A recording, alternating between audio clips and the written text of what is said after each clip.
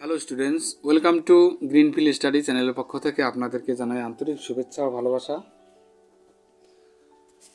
তো আজকে আমি তোমাদের সাথে শেয়ার করব পশ্চিমবঙ্গ মধ্যশিক্ষা পর্ষদের দশম শ্রেণীর রায় ও মার্টিন প্রশ্নবিচিত্রা ছল 2026। তো আজকে আমি যে পেজটি আলোচনা করব ইতিহাসের প্রথম পর্যায়ক্রমিক মূল্যায়নের 9 দাগের কোশ্চেনটি জেমো এনএন হাই স্কুল এসএস। তো পেজ নাম্বার হলো 234। তো প্রথমে আমরা বিভাগ ক আলোচনা করব। সঠিক উত্তরটি বেছে নিয়ে লেখো। তো বন্ধুরা, যারা চ্যানেলটিতে নতুন আছো, তো এইরকম ভিডিও পেতে গেলে অবশ্যই চ্যানেলটিকে সাবস্ক্রাইব করো এবং বন্ধুদের মধ্যে শেয়ার করো। আর যারা আগের বা পরের ভিডিওগুলি দেখতে চাও, তো অবশ্যই ভিডিওটির ডেসক্রিপশন বক্সে একটা প্লে লিস্টের লিঙ্ক দেওয়া আছে, তো তোমরা সেখানে গিয়ে আগের বা পরের ভিডিওগুলি দেখে আসতে পারো। তো দাদা সাহেব ফালকে যুক্ত ছিলেন চলচ্চিত্রের সঙ্গে। সোমপ্রকাশ ছিল একটি সাপ্তাহিক পত্রিকা।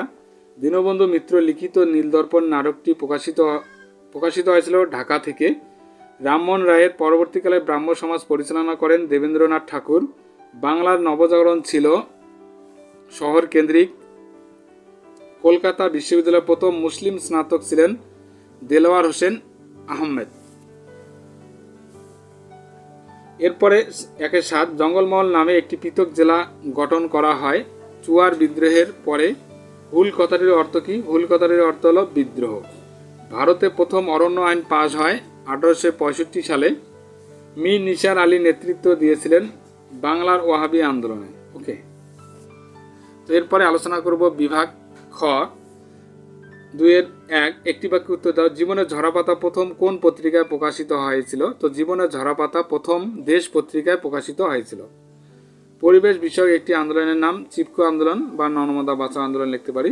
ঠিক বা ভুল লেখো। খেরোয়াড় সাঁওতালদের একটি ধর্মীয় আন্দোলন, এটা ঠিক আছে। যত্র জীব তত্র শিব বলেছেন স্বামী বিবেকানন্দ, এটা ভুল, এটা বলেছিলেন শ্রী রামকৃষ্ণ পরমহংস। এরপরে উপবিভাগ 2-3 নিম্নলিখিত বিবৃতিগুলির সঙ্গে সঠিক ব্যাখ্যাটি নির্বাচন করো। তো বাংলার ওয়াহাবি আন্দোলন ছিল শ্রেণী সংগ্রাম। তো এই আন্দোলনে হিন্দু মুসলিম কৃষকরা যৌথভাবে অংশ নিয়েছিল। এই আন্দোলন ছিল ব্রিটিশ বিরোধী, না এই আন্দোলনে জমিদার শ্রেণী অংশ নিয়েছিল? তো এটা সঠিক ব্যাখ্যাটি হবে 2। এই আন্দোলন ছিল ব্রিটিশ বিরোধী। রাজা রামমোহন রায়কে ভারতের প্রথম আধুনিক মানুষ বলা হয়। তিনি প্রথম ভারতীয় যিনি এক আধুনিক ভারতের স্বপ্ন দেখেছিলেন। সঠিক ব্যাখ্যাটি হবে 3। এরপরে আলোচনা করব আমরা বিভাগ গ, বিভাগ ঘ, বিভাগ উম। তো এগুলি আমরা পিডিএফ আকারে আলোচনা করব। তো যাদের পিডিএফ দরকার অবশ্যই পিডিএফ ডেসক্রিপশন বক্সে পিডিএফের লিঙ্ক দেওয়া থাকবে, তো তোমরা সেখান থেকে ডাউনলোড করে নিতে পারো। তো এবার আমরা আলোচনা করব বিভাগ গ। 2টি অথবা 3টি বাক্যে নিম্নলিখিত প্রশ্নের উত্তর দাও। যে কোনো 4টি প্রশ্নের উত্তর দিতে বলছে এখানে। 4×2 8। খেলার ইতিহাস চর্চা গুরুত্বপূর্ণ কেন? খেলার ইতিহাস চর্চা আধুনিক ভারতের ক্ষেত্রে গুরুত্বপূর্ণ কারণ এটি ঔপনিবেশিক শাসন থেকে স্বাধীনতা পরবর্তী ক্রীড়ার বিকাশ ও জাতীয়তাবাদের সম্পর্ক ব্যাখ্যা করে। এটি ক্রিকেট, হকি ও অলিম্পিকে ভারতের সাফল্যের মাধ্যমে জাতীয় গর্ব ও পরিচয় গঠনের প্রভাব তুলে ধরে। পাশাপাশি খেলাধুলার সামাজিক ও রাজনৈতিক পরিবর্তনের সঙ্গে সম্পর্ক বিশ্লেষণ করতেও সাহায্য করে। উডের ডিসপ্যাচ কি? 1854 সালের 19শে জানুয়ারি বোর্ড অফ কন্ট্রোলের সভাপতি চার্লস উড তৎকালীন ভারতীয় শিক্ষা ব্যবস্থাকে আধুনিক পাশ্চাত্য শিক্ষার ধাঁচে সাজিয়ে তোলার জন্য একটি গুরুত্বপূর্ণ নির্দেশনামা জারি করেন, যা ইতিহাসে উডের ডিসপ্যাচ নামে পরিচিত। এই নির্দেশনামায় এমন কিছু গুরুত্বপূর্ণ ঘোষণা করা হয়েছিল যা আজও আমাদের দেশের শিক্ষা ব্যবস্থায় সমানভাবে প্রাসঙ্গিক ও গুরুত্বপূর্ণ হয়ে ওঠে। 3 নম্বর কোশ্চেনটি দেখো। কে কবে এশিয়াটিক সোসাইটি প্রতিষ্ঠা করেন? স্যার উইলিয়াম জোন্স 1884 সালের 15 জানুয়ারি কলকাতায় এশিয়াটিক সোসাইটি প্রতিষ্ঠা করেন। বিরসা সম্প্রদায় বলতে কী বোঝো? বিরসা সম্প্রদায় বলতে ভারতীয় আদিবাসী নেতা বিরসা মুন্ডার অনুসারীদের বোঝানো হয়, যারা 19 শতকের শেষে ব্রিটিশ শাসন ও জমিদারি শোষণের বিরুদ্ধে বিদ্রোহ করেছিল। তারা মূলত মুন্ডা আদিবাসী সম্প্রদায় হলেও অন্যান্য আদিবাসীরাও এই আন্দোলনে যোগ দেয়। বিরসা মুন্ডার নেতৃত্বে এই সম্প্রদায় ব্রিটিশদের বিরুদ্ধে লড়াই করে এবং সামাজিক ও ধর্মীয় সংস্কারের প্রচার চালায়। 3-এর 5 নম্বর কোশ্চেনটি দেখো, ফরাজি আন্দোলনের সূত্রপাত কার উদ্যোগে ও কেন হয়েছিল? ফরাজি আন্দোলনের সূত্রপাত হয়েছিল শরীয়ত উল্লাহর উদ্যোগে 1818 সালে।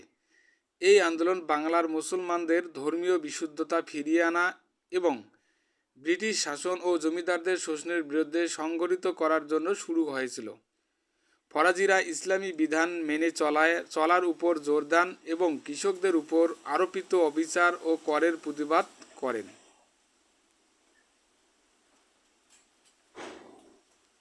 তো এরপরে আমরা আলোচনা করব বিভাগ ঘ। 7 বা 8টি বাক্যে উত্তর দিতে বলছে। এখানে ইতিহাসের উপাদান হিসাবে সরকারি নথিপত্রের গুরুত্ব লেখো। তো আধুনিক ভারতের ইতিহাস চর্চার ক্ষেত্রে গুরুত্বপূর্ণ উপাদান হলো সরকারি নথিপত্র। এই সরকারি নথিপত্রের মধ্যে উল্লেখযোগ্য হলো সরকারি প্রশাসনের সঙ্গে সম্পর্কযুক্ত বিভিন্ন পদাধিকারী, যেমন পুলিশ, গোয়েন্দা বা সরকারি আধিকারিকদের রিপোর্ট, প্রতিবেদন, বিবরণ ও চিঠিপত্র ইত্যাদি। তো সরকারি নথিপত্রের গুরুত্ব 1 নম্বর পয়েন্টটি দেখো, সরকারি প্রতিবেদন। সরকারের আধিকারিক, গুরুত্বপূর্ণ কর্মচারী, পুলিশ বা গোয়েন্দা প্রভৃতিরা বিভিন্ন ঘটনার প্রতিবেদন পাঠাতো সরকারের কাছে। এই প্রতিবেদনগুলি থেকে এই সময়ের বিভিন্ন আন্দোলন বা গুপ্ত বিপ্লবী কার্যকলাপ সম্পর্কে গুরুত্বপূর্ণ তথ্য জানা যায়। 2 নম্বর পয়েন্টটি হলো বিশেষ কমিশনের প্রতিবেদন। সরকার বিশেষ সমস্যার জন্য কমিশন গঠন করত এবং সেই কমিশন সরকারকে রিপোর্ট জমা দিত। এই রিপোর্টগুলো থেকে বিভিন্ন ঐতিহাসিক তথ্য পাওয়া যায়, যেমন সাইমন কমিশনের প্রতিবেদন থেকে সমকালীন শিক্ষা ব্যবস্থা সম্পর্কে গুরুত্বপূর্ণ ঐতিহাসিক উপাদান সংগ্রহ করা যায়। তাই এই প্রতিবেদনগুলিও খুবই গুরুত্বপূর্ণ। 3 নম্বর পয়েন্ট, চিঠিপত্রের আদান প্রদান। সরকারি ব্যবস্থায় চিঠিপত্র আদান প্রদান করা একটি স্বাভাবিক ঘটনা। বিশেষ করে প্রাদেশিক শাসনকর্তাদের সঙ্গে কেন্দ্রীয় শাসনকর্তাদের চিঠিপত্রের ব্যাপক আদান প্রদান ঘটত। যেমন বাঙালিদের রাজনৈতিক ঐক্য ভাঙার জন্য লর্ড কার্জন যে চক্রান্ত করেছিলেন তা সরকারি চিঠিপত্র থেকে জানা যায়। 4 নম্বর পয়েন্ট, সরকারি কর্মীর বিবরণ। ব্রিটিশ সরকারের কর্মচারীরা অনেক ঐতিহাসিক ঘটনা নিজের চোখেই দেখেছেন এবং তাদের অভিজ্ঞতা লিপিবদ্ধ করে গেছেন। এক্ষেত্রে ফরেস্টের বিবরণ থেকে সিপাহী বিদ্রোহ এবং লর্ড কার্জনের স্বরাষ্ট্র সচিব হারবার্ট রিজলের ব্যক্তিগত দিনলিপি থেকে ব্রিটিশ আমলের শাসন ব্যবস্থা সম্পর্কে গুরুত্বপূর্ণ তথ্য জানা যায়।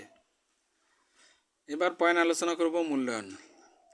তবে সরকারি নথিপত্র থেকে ইতিহাস রচনা করতে গেলেও গবেষকদের সতর্কতা অবলম্বন করতে হয়, কারণ পুলিশ, গোয়েন্দা ও সরকারি আধিকারিকদের রিপোর্ট অনেক ক্ষেত্রে ভুল ও বিকৃত থাকত। তবে এইসব তথ্যকে অন্য তথ্যের সঙ্গে যাচাই করে ইতিহাস রচনা করলে প্রকৃত ইতিহাস রচনা করা সম্ভব। তো এরপরে আলোচনা করব 4-এর 2 নম্বর, গ্রাম বার্তা প্রকাশিকা পত্রিকার প্রকাশ সম্পর্কে কি জানো? গ্রাম বার্তা প্রকাশিকা একটি গুরুত্বপূর্ণ বাংলা সংবাদপত্র যা কৃষক ও নিম্নবর্গের মানুষের স্বার্থ রক্ষার জন্য প্রকাশিত হয়েছিল। এটি 1863 সালের যশোরের কেশবচন্দ্র সেনের শিষ্য হরিশচন্দ্র মুখোপাধ্যায় প্রতিষ্ঠা করেন। তবে পরবর্তীতে কৃষক নেতা কৃষ্ণদাস পাল এর সঙ্গে যুক্ত ছিলেন। পত্রিকাটি গ্রাম বাংলার সাধারণ মানুষের দুঃখ দুর্দশা, কৃষকদের শোষণ ও সামাজিক অবিচারের বিরুদ্ধে সোচ্চার ছিল। 4 নম্বর পয়েন্ট দেখো, বিশেষ করে নীলকরদের অত্যাচার ও জমিদারদের শোষণের বিরুদ্ধে এই পত্রিকা জোরালো প্রতিবাদ জানায়। 5 নম্বর পয়েন্ট, এটি নীল বিদ্রোহ 1859 থেকে 60 কৃষক আন্দোলনের সময় গুরুত্বপূর্ণ ভূমিকা রাখে। 6 নম্বর, পত্রিকাটি গ্রাম বাংলার সাধারণ মানুষের কণ্ঠস্বর হিসাবে পরিচিতি লাভ করে এবং ব্রিটিশ শাসনের নানান অনিয়ম ও বৈষম্যের বিরুদ্ধে প্রতিবাদ করে। 7 নম্বর পয়েন্ট, ব্রিটিশ সরকার ও জমিদারদের বিরুদ্ধে আচরণ করায় পত্রিকাটিতে বিভিন্ন সময়ে নিপীড়নের মুখ পড়তে হয়। 8 নম্বর পয়েন্ট, এটি কৃষক আন্দোলনকে উজ্জীবিত করতে ভূমিকা রাখায় ব্রিটিশ সরকার পত্রিকাটি বন্ধ করার চেষ্টা করেছিল। 9 নম্বর পয়েন্ট, পত্রিকাটি বাংলার সাংবাদিকতা ও গণ আন্দোলনের ইতিহাসে এক গুরুত্বপূর্ণ স্থান অধিকার করে আছে। 10 নম্বর পয়েন্ট, গ্রাম বার্তা প্রকাশিকার ভূমিকা আজও গণমাধ্যমের শক্তি ও সমাজ পরিবর্তনে সাংবাদিকতার ভূমিকার এক অনন্য উদাহরণ হয়ে রয়েছে। এরপরে আলোচনা করব বিভাগ উমর। তো যে কোনো একটি প্রশ্ন উত্তর দিতে হবে, এখানে 15 বা 16টি বাক্যে উত্তর দিতে হবে। তো 5-এর 1 নম্বর কোশ্চেনটি আলোচনা করা হয়েছে এখানে। তো ইন্দিরা গান্ধীকে লেখা জওহরলাল নেহরুর চিঠিগুলির গুরুত্ব আলোচনা করো। জওহরলাল নেহরু ইন্দিরা গান্ধীকে লেখা চিঠিগুলো ভারতীয় ইতিহাস, রাজনীতি ও ব্যক্তিগত শিক্ষার ক্ষেত্রে গভীর গুরুত্ব বহন করে। 1 নম্বর পয়েন্ট, ঐতিহাসিক জ্ঞান ও দৃষ্টিভঙ্গি। নেহরু তার চিঠিগুলির মাধ্যমে ইন্দিরাকে ভারতের ইতিহাস, সভ্যতা, সংস্কৃতি ও বিশ্ব রাজনীতির নানান দিক বুঝিয়ে দিতেন। এতে ভারতীয় জাতীয়তাবাদ ও মুক্তিযুদ্ধের বিষয়গুলি বিশেষভাবে তুলে ধরা হয়। 2 নম্বর পয়েন্ট, রাজনৈতিক চেতনার বিকাশ। এই চিঠিগুলোর মাধ্যমে ইন্দিরা গান্ধীর মধ্যে রাজনৈতিক সচেতনতা বৃদ্ধি পায়, যা তাকে ভবিষ্যতে ভারতের প্রধানমন্ত্রী হিসেবে প্রতিষ্ঠা করতে সাহায্য করে। 3 নম্বর, ব্যক্তিগত ও নৈতিক শিক্ষা। নেহরু তার কন্যাকে নৈতিকতা, সততা, নেতৃত্ব গুণ ও জনসেবার আদর্শ সম্পর্কে শিক্ষা দিয়েছেন, যা ইন্দিরার ভবিষ্যৎ রাজনৈতিক জীবনে দৃষ্টিভঙ্গি গঠনে সহায়ক হয়। 4 নম্বর, ভারতের স্বাধীনতা সংগ্রামের শিক্ষা। চিঠিগুলোর মধ্যে ভারতের স্বাধীনতা আন্দোলন, মহাত্মা গান্ধীর দর্শন ও ব্রিটিশ সাম্রাজ্যবাদের বিরুদ্ধে সংগ্রামের বিভিন্ন দিক ফুটে উঠেছে। বিশ্ব ইতিহাস ও সভ্যতা।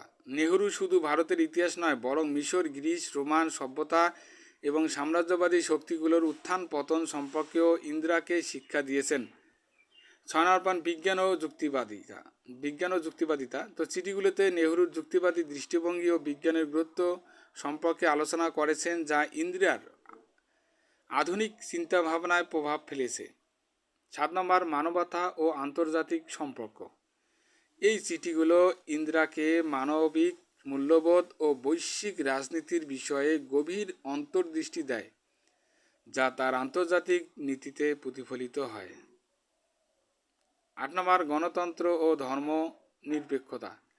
নেহরু চিঠিগুলোর মাধ্যমে ভারতের গণতান্ত্রিক আদর্শ, ধর্মনিরপেক্ষতা ও বহুতত্ত্ববাদী সংস্কৃতির গুরুত্ব ব্যাখ্যা করেন।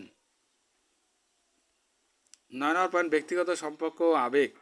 একজন পিতা ও কন্যার মধ্যে গভীর সম্পর্ক এই চিঠিগুলোর মাধ্যমে প্রকাশিত হয়েছে, যা পারিবারিক বন্ধন ও ভালোবাসার প্রতিফলন। 10 নম্বর পয়েন্ট, ভাষার সৌন্দর্য ও সাহিত্যের শিক্ষা। নেহরু লেখনী ছিল গভীরভাবে সাহিত্য সমৃদ্ধ, দার্শনিক, যা ইন্দিরার ভাষাশৈলী ও চিন্তা শক্তিকে বিকশিত করেছে। নারী শক্তি ও নেতৃত্ব। 11 নম্বর পয়েন্ট, চিঠিগুলোর মাধ্যমে নেহরু ইন্দিরাকে নারীর ক্ষমতায়ন ও নেতৃত্বের যোগ্যতার বিষয়ে আত্মবিশ্বাসী হতে উৎসাহিত করেছেন। 12 নম্বর, কারাবাসের সময় লেখা চিঠির বিশেষ গুরুত্ব। নেহরু ব্রিটিশদের বিরুদ্ধে সংগ্রামের কারণে কারাগারে থাকাকালীন ইন্দিরাকে চিঠি লিখতেন, যা এক ঐতিহাসিক দলিল হয়ে ওঠে। 13 নম্বর, ভবিষ্যৎ নেতৃত্বের প্রস্তুতি। এই চিঠিগুলোর মাধ্যমে ইন্দিরা গান্ধী ভবিষ্যতে ভারত শাসনের জন্য প্রস্তুত হন এবং তার রাজনৈতিক দৃষ্টিভঙ্গি গঠিত হয়। 14 number, glimpses of world history, letters from a father to his daughter গ্রন্থ। তো এই চিঠিগুলির সংকলন পরবর্তীতে গ্লিম্পাস অফ ওয়ার্ল্ড হিস্ট্রি ও letter from a father to his daughter নামে প্রকাশিত হয়, যা বিশ্ববাসীর জন্য ঐতিহাসিক সম্পদ হয়ে দাঁড়িয়েছে। 15 নম্বর, শিক্ষা ও অনুপ্রেরণার উৎস। এই চিঠিগুলো শুধু ইন্দিরার জন্য নয়, বরং সমস্ত তরুণ প্রজন্মের জন্য জ্ঞানের উৎস ও অনুপ্রেরণার প্রতীক। উপসংহার, নেহরুর লেখা চিঠিগুলো কেবল পিতা কন্যার মধ্যকার ব্যক্তিগত আলাপ পরিচয়তার ছিল তা, বরং তা এক ঐতিহাসিক ও দার্শনিক দলিল, যা ভবিষ্যৎ প্রজন্মের জন্য মূল্যবান শিক্ষার উৎস হিসেবে চিরস্মরণীয় হয়ে থাকবে। তো বন্ধুরা, তাহলে আজকে আমরা এই পর্যন্ত আলোচনা করলাম। তো যারা চ্যানেলটিতে নতুন আছো, অবশ্যই চ্যানেলটিকে সাবস্ক্রাইব করো এবং বন্ধুদের মধ্যে শেয়ার করো। তো তাহলে আজকে এই পর্যন্ত, সবাই ভালো থাকবে। এইরকম আরো ইন্টারেস্টিং ভিডিও পেতে ফলো দিয়ে রাখুন আমাদের পেজ এবং চ্যানেলটিকে। দেখা হচ্ছে পরের ভিডিওতে।